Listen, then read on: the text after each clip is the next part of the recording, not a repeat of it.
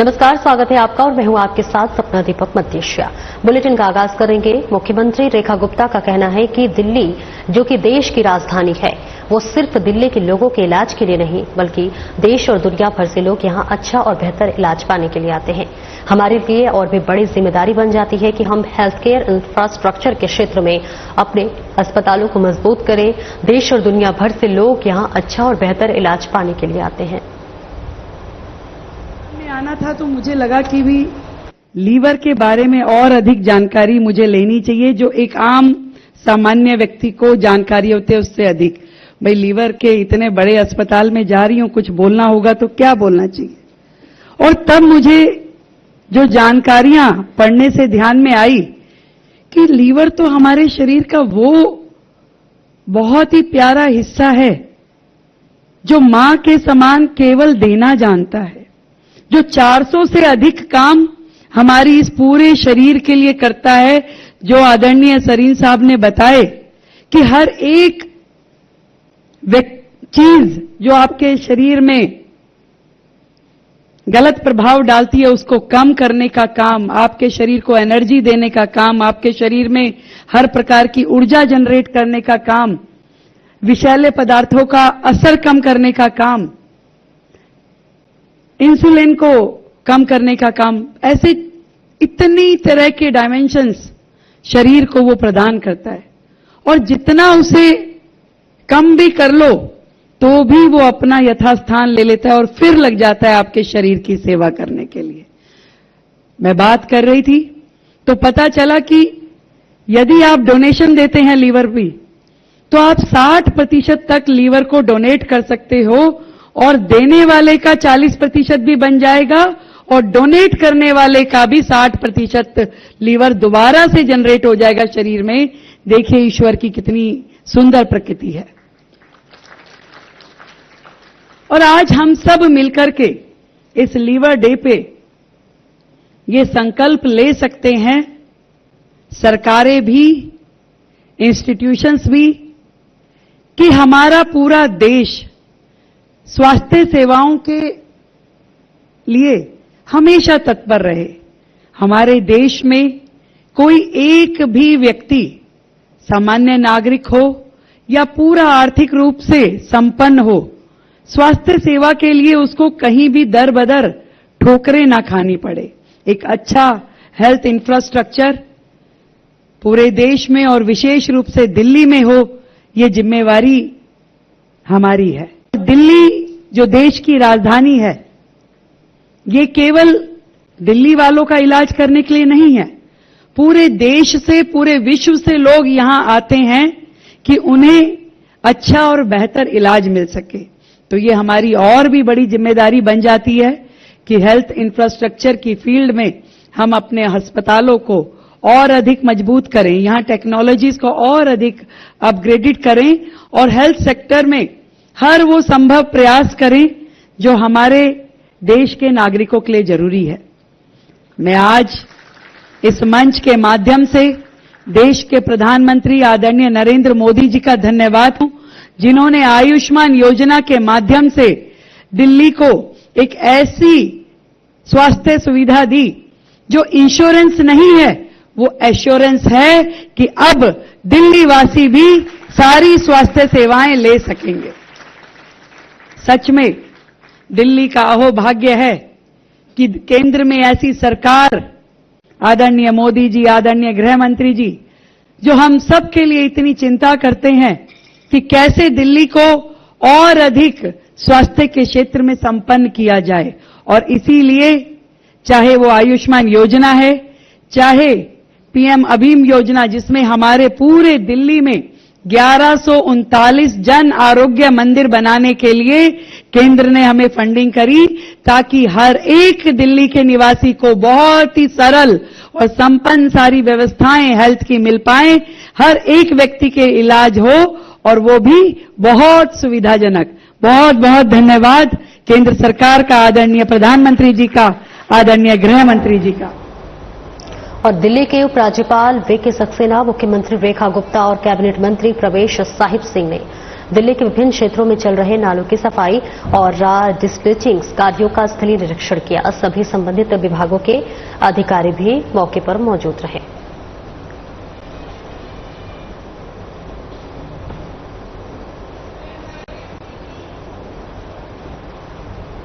मुख्यमंत्री रेखा गुप्ता की अध्यक्षता में दिल्ली सचिवालय में विभिन्न विभागों के साथ बैठक हुई, जिसमें जल भराव, ट्रैफिक, डार्क स्पॉट्स और नालों की सफाई जैसे मुद्दों पर विस्तृत चर्चा हुई।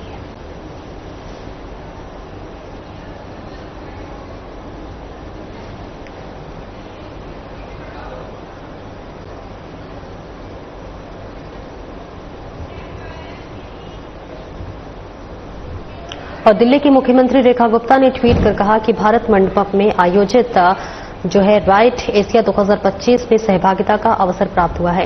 ये केवल एक प्रदर्शनी नहीं बल्कि हरित भविष्य, स्वास्थ्यपूर्ण जीवन शैली और आत्मनिर्भर भारत की दिशा में एक प्रेरणादायक पहल है। दिल्ली सरकार नवाचार, स्टार्टअप्स और हरित परिवहन को प्रोत्साहित करने के लिए पूर्णतः प्रतिबद्ध है। हमारा संकल्प है कि एक ऐसी राजधानी का निर्माण करना जहां स्वच्छ वायु, बेहतर स्वास्थ्य सुविधाएं और समृद्ध उद्योग परस्पर विकसित हो और नागरिकों को एक उत्तम जीवन गुणवत्ता प्रदान कर सके। इस अवसर पर दिल्ली सरकार में कैबिनेट मंत्री ने उपस्थित रहे और इस बीच भारत मंडपम में कार्यक्रम का आयोजन किया गया।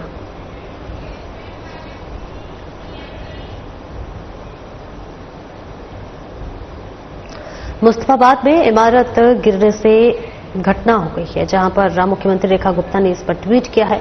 उन्होंने ट्वीट में लिखा कि इस दर्दनाक घटना से मन अत्यंत व्यथित है। घटना की जांच के आदेश दे दिए गए हैं और दोषियों के विरुद्ध सख्त कार्रवाई सुनिश्चित की जाएगी। राहत एवं बचाव कार्यों में डीडीएम में एनडीआरएफ, डीएफएस और अन्य एजेंसियों सतत रूप से जुटी हैं। सभी घायलों के समुचित उपचार के लिए व्यवस्था की गई है। साथ ही उन्होंने लिखा कि वह इस दुर्भाग्यपूर्ण हादसे में जिनकी मृत्यु हुई है उनके प्रति मेरी गहरी संवेदना। ईश्वर दिवंगत आत्माओं को शांति प्रदान करे और शोक संतप्त परिवारों को इस अपूर्णीय क्षति को सहने की शक्ति दे।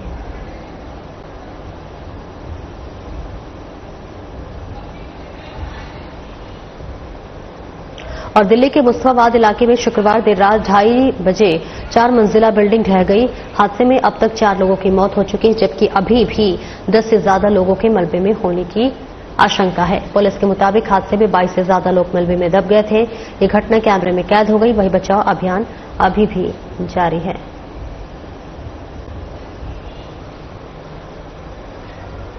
और दिल्ली के मुस्तफाबाद इलाके में 6 मंजिला इमारत गिरने से 4 लोगों की मौत हो गई है। और ऐसे में आपको बता दें कि करीब 8-10 लोगों के घायल होने की खबर है। मौके पर एनडीआरएफ और दिल्ली पुलिस का दल घटनास्थल पर पहुंचा और राहत बचाव कार्य जारी है।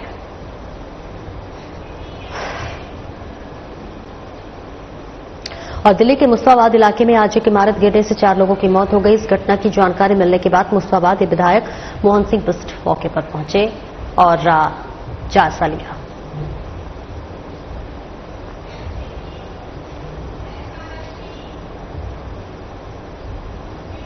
दिल्ली के मंत्री सरदार मानजिंदर सिंह सिरसा ने कहा कि मुस्तफाबाद में हुई इमारत गिरने की दर्दनाक घटना से मन अत्यंत दुखी है। ये एक बहुत ही दुर्भाग्यपूर्ण हादसा है, जिसके उच्च स्तरीय जांच के आदेश दे दिए गए हैं।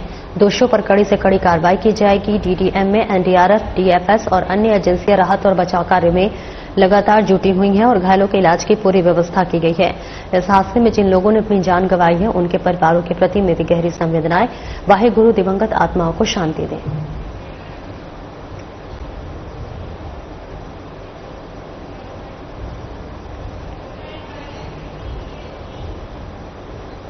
प्रवेश सिंह साहिब ने ट्वीट कर कहा कि दिल्ली को जल संकट से मुक्त करने की दिशा में रविवार 20 अप्रैल 2025 को सुबह 10 बजे मुख्यमंत्री रेखा गुप्ता के साथ 1111 जल टैंकर सेवा का शुभारंभ किया जाएगा। सभी टैंकरों में जीपीएस लगा होगा, जिससे कि हर टैंकर की निगरानी कमांड सेंटर से होगी और पारदर्शिता और समयबद्ध आपूर्ति सुनिश्चित होगी। आप सभी हमारे साथ इस विशेष अवसर को और विशेष बनाएं। कार्यक्रम में आप सभी सादर आमंत्रित रहें। जल संकट से मुक्त करने पर काम 1111 जीपीएस सक्षम पानी के टैंकर चालू पूरे शहर के लिए रवाना हुए।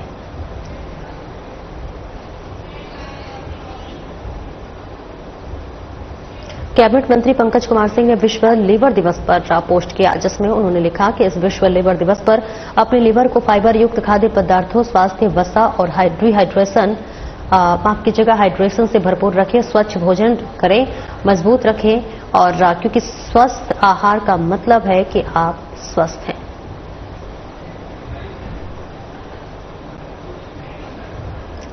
और देखिए, आज लीवर दिवस है, जिसके मौके पर आज मुख्यमंत्री रेखा गुप्ता ने भी जनसमूह को संबोधित किया, जिसके बाद से और पूरे विश्व भर में लीवर दिवस पर सभी कई प्रेरणादायक तस्वीरें भी शेयर कर रहे हैं। और देखिए, इस बीच लीवर को दे फाइबर मजबूत रहे और इसके लिए देखिए ट्वीट करके एक प्रेरणादायक तस्वीर भी दिखाई जा रही है, जहां पर सभी से ये अपील की जा रही है कि स्वस्थ जीवन शैली अपनाने से शरीर भी स्वस्थ रहेगा, मानसिक तनाव भी नहीं रहेगा। जिसके लिए आज आपको बता दें कि विश्व लीवर दिवस है, जिसके लिए मंत्री ने ये पोस्ट की है और लोगों से ये अपील की है कि आप स्वस्थ आहार का सेवन करें। स्वस्थ आहार के सेवन करने से आप फिट रहेंगे, स्वस्थ रहेंगे, मानसिक तनाव भी नहीं होगा और लीवर को स्वस्थ रखने के लिए जो है विशेष आहार लेना बहुत जरूरी होता है।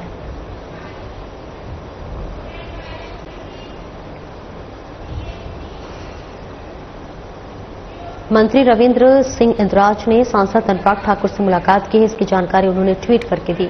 अपने ट्वीट में उन्होंने लिखा कि सांसद अनुराग ठाकुर जी से आत्मिक भेंट की।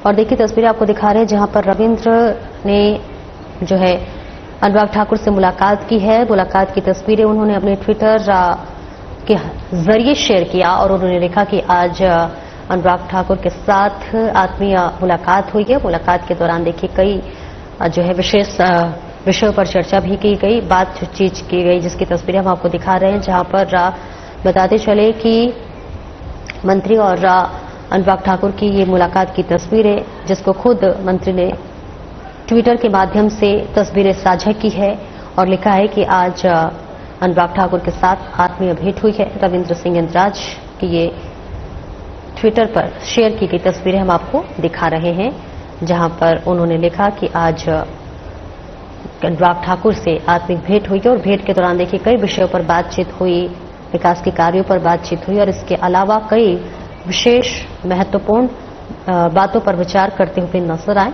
दोनों की यह आत्मीय मुलाकात हम आपको दिखा रहे हैं, जहां पर बताते चले कि मंत्री ने खुद अपने सोशल मीडिया ट्विटर के माध्यम से इस तस्वीर को शेयर किया और शेयर करके एक पोस्ट भी उन्होंने साझा की, जिसमें उन्होंने लिखा कि मंत्री अनुराग ठाकुर से आज आत्मिक भेंट हुई है। और इसी के साथ साथ आपको यह भी बता दें कि भेंट और मुलाकात के दौरान कई महत्वपूर्ण विषयों पर चर्चा हुई और बेहद महत्वपूर्ण ये मुलाकात भी बताया जा रहा है, जिसके जरिए ये सोशल मीडिया के जरिए ये पोस्ट साझा की गई है।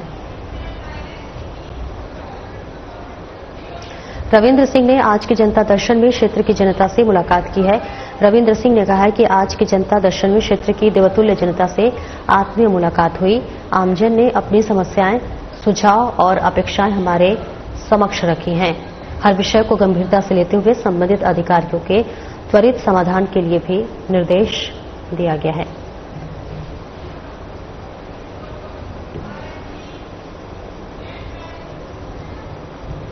और वहीं रविंद्र सिंह ने अपने ट्विटर के माध्यम से ट्वीट किया और लिखा कि सम्मानजनक आय बेहतर जीवन यही है डबल इंजन सरकार का संकल्प। आदरणीय प्रधानमंत्री श्री नरेंद्र मोदी जी के मार्गदर्शन और माननीय मुख्यमंत्री श्रीमती रेखा गुप्ता जी के नेतृत्व में दिल्ली में ऐतिहासिक न्यूनतम वेतन वृद्धि से अब 40 लाख से अधिक सरकारी व गैर सरकारी श्रमिकों को लाभ मिलेगा।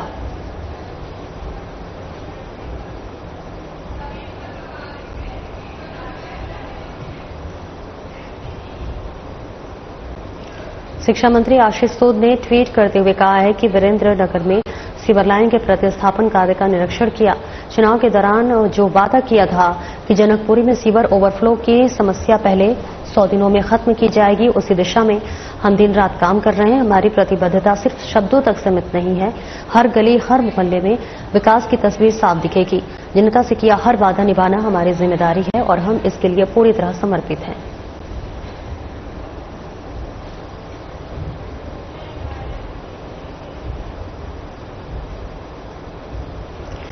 दिल्ली सरकार के मंत्री कपिल मिश्रा ने मुस्तफाबाद में घटनास्थल का दौरा किया। इस बीच उन्होंने कहा कि मुख्यमंत्री रेखा गुप्ता सीधे राहत कार्यों को देख रही हैं। दिल्ली में मुस्तफाबाद, सीलमपुर, जाफराबाद, सीमापुरी, जामिया, पुरानी दिल्ली जैसे इलाकों में ऐसे अवैध निर्माणों की बाढ़ है। निगम के कमिश्नर को निर्देश दिया गया है कि आसपास की असुरक्षित इमारतों को खाली कराया जाए। किसी भी जिम्मेदार अधिकारी को बख्शा नहीं जाएगा। बहुत ही पीड़ादायक दुर्घटना हुई है और प्लीज मोबाइल थोड़ा निकले जा चुके हैं। लगभग 15 लोगों को रेस्क्यू किया गया है और एक बड़ा ये जो पत्थर गिरा हुआ ये लैंटर ट्रेन के माध्यम से हटा रहे हैं और ऐसी आशंका है कि लगभग 10 लोग और अभी इसके नीचे हो सकते हैं। एक महिला अभी थोड़ी देर पहले ही निकाली गई है, जीवित है प्रभु की कृपा से। मुख्यमंत्री महोदया ने मुझे निर्देश दिया है यहाँ पे आने का, स्थिति को देखने का, राहत कार्यों का सीधा निरीक्षण मुख्यमंत्री महोदया के द्वारा जी के द्वारा। लेकिन ये जो स्थिति है इसमें ये क्रिमिनल एक्ट है। ये अधिकारियों के कुछ अधिकारी डेफिनेटली तौर पर ये जिम्मेदार है और उनको छोड़ा नहीं जाएगा। हमने अभी एमसीडी के कमिश्नर को यहाँ पर बुलाया है। हमारे बाकी अधिकारी, हमारे डीएम सब यहाँ पर हैं। पुलिस के डीसीपी भी आने वाले हैं। लगातार सुबह से एनडीआरएफ और दिल्ली पुलिस राहत कार्य कर रही है। और दिल्ली सरकार के मंत्री कपिल मिश्रा ने मुस्तफाबाद घटना को लेकर एक पोस्ट किया है, जिसमें उन्होंने लिखा है कि मुस्तफाबाद में इमारत गिरने से हृदय विदारक घटना हुई है। दिल्ली पुलिस और एनडीआरएफ की टीम लगातार राहत कार्य में जुटी है। मुख्यमंत्री रेखा गुप्ता लगातार स्थानीय विधायक और प्रशासन के माध्यम से राहत कार्यों पर नजर रखी है।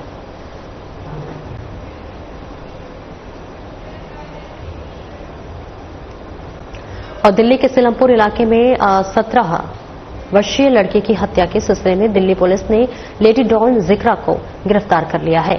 इसके अलावा पुलिस ने 3 अन्य लोगों को भी हिरासत में ले लिया है। दरअसल उत्तर पूर्वी दिल्ली में सीलमपुर के जे ब्लॉक में 17 वर्षीय एक लड़के की चाकू से घोंपकर हत्या कर दी गई थी।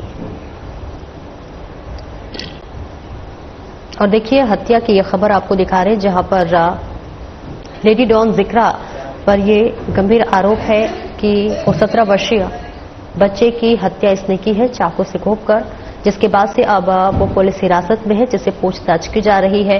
17 वर्षीय लड़के की हत्या की गई है। पूरे देश के अंदर महिलाओं की सुरक्षा को लेकर कानून व्यवस्था है, वहीं पुरुषों के लिए कोई भी कानून नहीं है।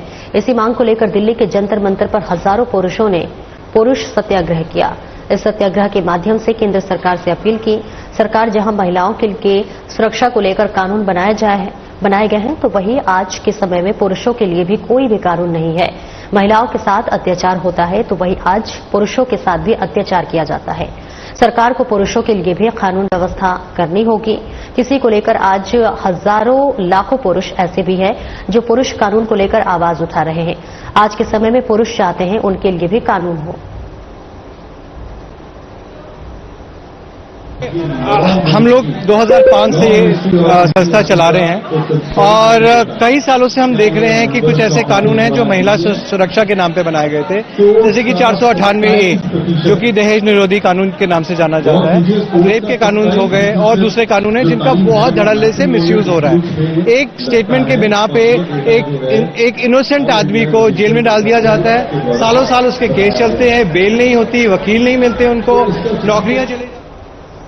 खबर दिल्ली से, जहां पर शहजादा हुसैन बुरहानुद्दीन के नेतृत्व में दाऊदी बोहरा समुदाय के सदस्यों ने राष्ट्रपति भवन में महामहिम राष्ट्रपति द्रौपदी मुर्मू से मुलाकात की।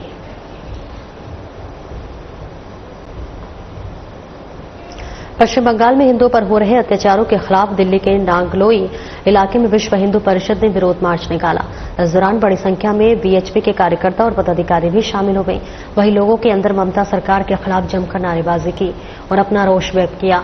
नांगलोई चौक से शुरू हुआ ये विरोध मार्च नांगलोई एसडीएम ऑफिस के बाहर खत्म हुआ। वहीं अपनी विभिन्न मांगों को लेकर बीएचपी कार्यकर्ताओं ने एसडीएम को राष्ट्रपति के नाम ज्ञापन सौंपा और पश्चिम बंगाल में हो रहे अत्याचार की निंदा करते हुए ममता सरकार को बर्खास्त करने की मांग की है।